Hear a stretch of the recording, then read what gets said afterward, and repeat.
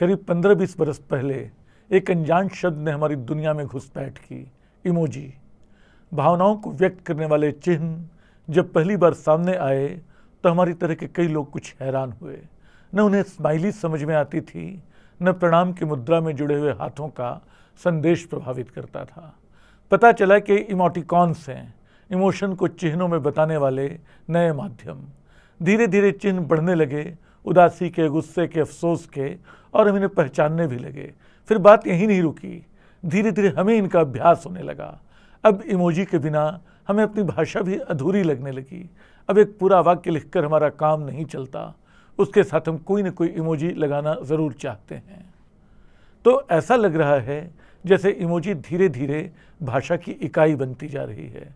बेशक यह भी दुनिया की किसी भी भाषा के व्याकरण में शामिल नहीं है, लेकिन शायद ज़्यादातर भाषाएं लिखने वाले लोग अब कम से कम अनौपचारिक लिखित संवाद में इमोजी का भरपूर इस्तेमाल करने लगे हैं। किसी को जन्मदिन की बधाई देनी हो, किसी के दुख में खड़ा होना हो, किसी से नाराज़गी दिखानी हो, किसी से प्रेम जताना हो, हर भावना के लिए एक इमोजी है। धीरे धीरे शब्दों का इस्तेमाल घट रहा है, इमोजी का इस्तेमाल बढ़ रहा है। यहाँ से एक नया सवाल पैदा होता है, क्या धीरे धीरे इमोजी ही हमारी भाषा बनती चली जाएगी? उसका अपना व्याकरण स्थिर हो जाएगा? क्या हम अक्षरों और शब्दों की दुनिया को कभी पीछे छोड़ मुद्राओं और तस्वीरों से अपनी नई भाषा बनाएंगे? अभी ये बहुत दूर का सवाल है, लेकिन ताज़ा सच्चाई ये है कि अपने डिजिटल संवाद में हम लगातार इमोजी निर्भर होते जा रहे हैं। निश्चय ही इसका एक सकारात्मक पक्ष ये है कि जो लोग खुद को शब्दों में बहुत करीने में व्यक्त नहीं कर पाते, वो इमोजी की मदद से अपनी मुस्कुराहट, अपना गुस्सा या अपना प्यार जता पा रहे हैं। और फिर जब दुनिया ग्लोबल हुई जा रही है तो अलग अलग भाषाएं बोलने वाले लोगों के लिए आपस में संवाद का एक जरिया इमोजी के रूप में मिल जा रहा है। यही नहीं, इस भागते दौड़ते समय में जब संक्षेप में अपनी भावनाएं किसी तक पहुंचाने का माध्यम मिल जाए तो हर्ज क्या है। लेकिन क्या इमोजी पूरी भाषा का विकल्प बन सकती है? उनसे हमारी संवेदनाएं व्यक्त हो रही हैं या सीमित हो रही हैं? इमोजी हमें हमारी भावनाएं व्यक्त करना सिखा रही है या कारोबारी ढंग से बस संवेदनाओं को सूचनाओं में बदलकर संप्रेषित कर दे रही है? या यह इमोजी की सीमा है या हमारी? कहीं ऐसा तो नहीं कि हम खुद ही कुछ महसूस करना भूल चुके हैं और इमोजी के जरिए बस एक संदेश भेजकर संतुष्ट हो जा रहे हैं? सोशल मीडिया पर हज़ारों दोस्तों की फहरिस्त के बीच ये अनुभव आम है कि हम किसी के बच्चे के जन्मदिन पर उसे बधाई देते हैं और अगले ही क्षण किसी की माँ की मौत पर शोक जताते हैं। सच तो यह है कि न हम खुश हो रहे हैं न दुखी हो रहे हैं। खुशी या दुख आते जाते हैं, वे हमारी व्यस्तता में इतने भीतर दबे हैं कि उन्हें बाहर लाना हमारे लिए संभव नहीं हो पा रहा। इसलिए हम इमोजी का सहारा लेते हैं और संतुष्ट हो जाते हैं कि हम किसी के साथ उसकी खुशी या गम में शरीक हो गए। यहाँ एक और ख्याल आ रहा है जिसका वास्ता हमारे भाषिक संस्कार से है। यह भी आम अनुभव है कि धीरे धीरे भाषा हमसे दूर होती जा रही है। हम जिस तरह दृश्य बहुल दुनिया में हैं, जिस शोर संकुल ज़माने में हैं, यहाँ शब्द या तो पीछे छूट जा रहे हैं या अपने मानी खो रहे हैं। दुख से आज दुख का अनुभव नहीं होता, खुशी से खुशी महसूस नहीं होती। विडंबना यह है कि इसके आगे कुछ गहराई से चीज़ों को देखने, महसूस करने का हमारा अभ्यास लगातार कमज़ोर पड़ रहा है। पहले भाषा इस काम में हमारी मददगार होती थी। जो अव्यक्त है उसे कहीं भीतर बहुत गहरे दबा है, उसे लिखा जाना है। उसकी छटपटाहट में हम सही शब्द खोजते, सही वाक्य लिखने की कोशिश करते और उसे अपनी भाषा में शामिल करते और अंततः वह कहते जो हमारे बहुत भीतर कहीं दबा है। इस क्रम में हम भी बनते हैं और हमारी भाषा भी बनती है। लेकिन ऐसा बनना भी छूट गया, हमारी भाषा का बनना भी छूट गया।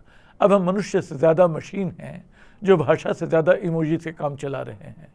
आप इसमें कुछ अतिशयोक्ति आपको लग सकती है, लेकिन इमोजी या इमोटिकॉन्स का विकास देखें तो समझ में आएगा कि दुनिया के महाकाय निगमों द्वारा एक नई भाषा किस तेज़ी से रची जा रही है जिसकी कोई वर्णमाला नहीं है। हर साल यूनिकोड कंसोर्टियम नई नई इमोजी को मान्यता देता है। इमोजी के अधिकतम व्यक्तियों को संभव करने और उसे हर तरह के मोबाइल और कंप्यूटर के अनुकूल बनाने की प्रक्रिया बहुत तेज़ी से जारी है। जो शुरुआत स्माइली और कुछ भावनाओं के उपयुक्त इमोजी गढ़ने से हुई थी, उसका एक कहीं ज़्यादा विस्तार सामने आ चुका है। कई साल पहले बाइबिल का इमोजी केंद्रित संग्रह आ चुका है। उन दिनों यूरोप में इस संस्करण के लेकर बहस भी जारी थी। इसका एक संस्करण अमेजन पर सुलभ था, जिसकी कीमत उन दिनों $2.99 थी। यहाँ शब्दों की भाषा से चिन्हों की भाषा के सफ़र को देखें और कल्पना करें कि लिखित भाषा के उदय से पहले हमारी अभिव्यक्ति क्या रही होगी, और सदियों बाद जब प्रिंटिंग प्रेस ने लिखित भाषा और विचारों का व्यापक जनतांत्रिकीकरण कर दिया तो हमारी अभिव्यक्तियाँ किस तरह बदली होंगी, वाचिक शैलियों और परंपराओं का क्या हुआ होगा, और लिखित भाषा की नई विधाएं कैसे उभरी होंगी। अभिव्यक्ति में शब्दों के आधिपत्य को सबसे ज़्यादा सिनेमा ने तोड़ा। संगीत, चित्रकला या स्थापत्य भी अभिव्यक्ति के माध्यम रहे, लेकिन उनका वास्ता ज़्यादातर अमूर्त अनुभवों से रहा और उन्हें व्यक्त करने के लिए भी भाषा का ही इस्तेमाल होता रहा। सिनेमा ने पहली बार दृश्यों को शब्दों के बराबर ला खड़ा किया। सिनेमा के साथ साथ जो नए दृश्य माध्यम सामने आए, उन्होंने भी शब्दों को नई अभिव्यक्तियां संभव करने की चुनौती दी, लेकिन तमाम माध्यमों ने शब्दों को विस्थापित नहीं किया। शब्द भी चित्र और दृश्य को गढ़ने की कोशिश में कुछ नए और सुंदर हुए, लेकिन इमोजी तो बिल्कुल शब्दों को विस्थापित कर रही है। खतरा ये है कि ये ऐसी संक्षिप्त भाषा विकसित न कर दे जिसके वश में हम बहुत सारी गहरी संवेदनाओं से नाता तोड़ बैठे हैं। हम संक्षिप्त अनुभवों वाले मनुष्य रह जाएं और एआई यानी कृत्रिम मेधा के हाथों का कुछ और खिलौना बनते चलें। अभी ही हमने अपनी स्मृति लगभग खो दी है, इसे गूगल के हवाले कर दिया है। कल हम अपनी अनुभव संपदा भी क्या खो देंगे? ये डराने वाला सवाल है, लेकिन इस सवाल से टकराए बिना न हम शब्दों को बचा पाएंगे, न इमोजी को अधिक संवेदना सक्षम बना पाएंगे। फिलहाल इकबाल से माफ़ी मांगते हुए यही कह सकते हैं कि शब्दों के आगे जहाँ और भी हैं, अभी अनुभव के इम्तहान और भी हैं।